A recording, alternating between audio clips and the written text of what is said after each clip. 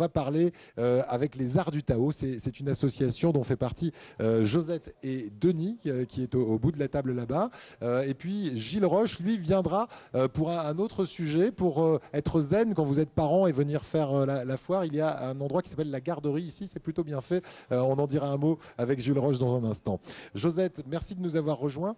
Aux Arts du Tao, vous êtes donc sur la mezzanine nord, hein, ce qu'on appelle donc la mezzanine qui est tout de suite en face quand on rentre dans le palais des expositions. Vous proposez différents types d'activités dans votre association. Vous, là, vous allez nous parler de diététique chinoise, c'est ça ? Diététique chinoise, on va plutôt parler de diététique énergétique, parce que diététique chinoise, même si c'est une diététique basée sur les principes de la médecine chinoise, les gens peuvent s'imaginer qu'il faut manger chinois, alors que pas du tout. Ce sont des principes qui s'adaptent absolument à notre alimentation. À notre alimentation et pas besoin de manger des nems et de la soupe chinoise. Exactement. Pour y arriver. Très bien, on a compris. Alors c'est quoi le principe de cette diététique énergétique ? Alors le principe, c'est basé sur 4 piliers principaux qui sont de considérer la vitalité de l'aliment. Hein, comme pour nous, c'est-à-dire des aliments qui sont sains, qui sont cueillis à maturité, qu'on prépare au dernier moment pour qu'ils gardent leur vitalité. Le principe étant que s'ils sont chargés en vitalité, donc en énergie, ils vous apporteront de l'énergie et pas de la matière, si vous voyez. Okay. Première chose.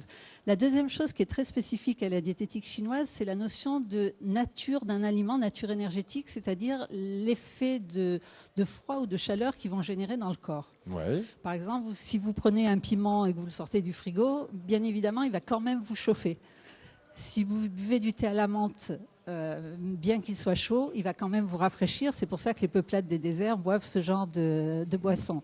Donc chaque aliment est considéré pour pouvoir amener du froid, de la chaleur, par exemple, dans le corps, ce qui va permettre de conseiller et déconseiller certains aliments en fonction du déséquilibre de la personne. Quelqu'un qui est toujours frileux, par exemple, ou qui a des problèmes de poids, on va lui conseiller d'éviter les salades, le fromage blanc, tout ce qu'on trouve dans les régimes alimentaires, parce que souvent, c'est au contraire ce qui va le déséquilibrer et augmenter son déséquilibre. Alors, par exemple, tiens, on prend ce cas précis. Je suis frileux et j'ai tendance à prendre un peu d'embonpoint. Vous me proposez quoi comme régime ? On va proposer, donc, dans les consultations diététiques qu'on fait ici ou en cabinet, c'est déjà d'éviter tous les aliments qui vont refroidir, d'éviter tous les aliments qui vont vous faire gonfler comme une éponge et qui vont entraver votre énergie, comme en particulier les laitages, les sucres et ce genre de choses. Donc voilà, des conseils qui sont un petit peu différents de la diététique occidentale parce qu'ils prennent en compte le point de vue énergétique, justement. Voilà, si on veut plus d'infos, on vient vous voir. Tout à fait. Les consultations sont gratuites là, c'est ça ? Ici, oui, complètement. Voilà. Sinon, on vous retrouve où le reste de l'année ? Alors, le reste de l'année, nous sommes donc à l'espace de santé Les Arts du Tao, 3 places Randon à Nice. Et nous donnons aussi, le site, c'est mtc-artdutao.fr.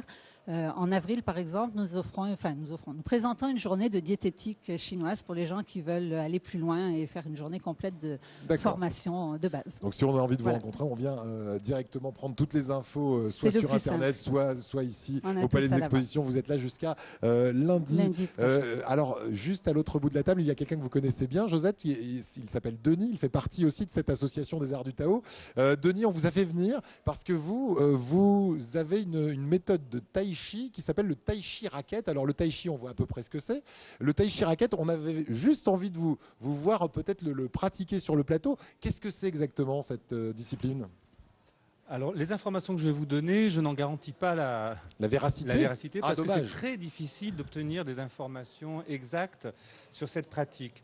C'est une pratique qui est très récente. Très récente, parce que je pensais qu'elle était ancestrale et qu'on n'avait pas forcément des traces. Voilà, c'est une pratique en fait qui est assez récente. Les informations que j'ai eues semblent dire qu'elle vient du début des années 90, donc c'est vraiment quelque chose de très récent. Ça se pratique avec une raquette sur laquelle vous avez une surface qui est en toile et avec une balle, bien sûr. Au départ, c'est un médecin qui a mis au point ce système de raquettes pour travailler de façon ludique sur la rééducation des problèmes d'épaule. Alors, plutôt que de faire un travail de kiné, etc., sur des machines, ils se sont dit pourquoi ne pas s'amuser et puis travailler avec des raquettes.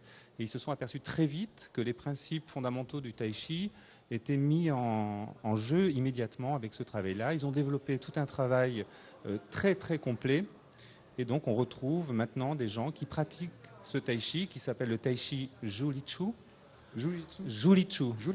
D'accord. Voilà, et c'est un tai chi donc très dynamique. Ok, et qu'est-ce que ça fait en fait sur la personne qui le pratique? Qu'est-ce que ça va apporter? On retrouve donc les mêmes principes que le tai chi, c'est-à-dire que ça va faire circuler l'énergie, le chi, cette énergie, ce souffle qui parcourt le corps. Et donc on va, à travers une pratique physique, faire circuler le chi dans tout le corps et permettre au corps d'être en bonne santé, liquide organique, sang, énergie. D'accord. Quand tout ça circule, la maladie ne s'installe pas, c'est ce que disent les médecins chinois. Voilà, et c'est bien, vous faites du préventif du coup, et c'est toujours mieux que en du s'amusant, curatif. ce qui est pas mal. En s'amusant en plus. Alors, montrez-nous vite fait ce que ça donne, si vous pouvez le faire sur le plateau, pour qu'on ait un mouvement peut-être ou deux mouvements. Je vais tenter dans ce petit espace de vous montrer deux, trois petits mouvements. Ce qui dit raquette 10 balles, donc il va falloir. Qui dit balle, alors c'est une balle lestée. Et contrairement par exemple au tennis chez nous, où le but est de renvoyer l'objet, ici le but est d'absorber l'objet, de faire corps avec le poids. Donc vraiment, travail d'ancrage. Travail d'ancrage, travail de coordination. Et c'est en ça qu'on voit le tai chi qui prend vraiment le temps. Absolument. Et donc connexion cerveau droit, cerveau gauche, etc. On va vraiment travailler sur toutes les connexions neuronales aussi. Donc c'est un travail qui est équilibrant, même d'un point de vue neurologique. Alors Denis, on a très peu de temps. Est-ce que vous pouvez juste nous montrer ce que ça donne? Je vais tenter. Je vais vous tenir le micro, comme ça vous allez peut-être pouvoir nous commenter l'action. Allez-y, mettez-vous là, au milieu, au centre, voilà. Une balle, une raquette.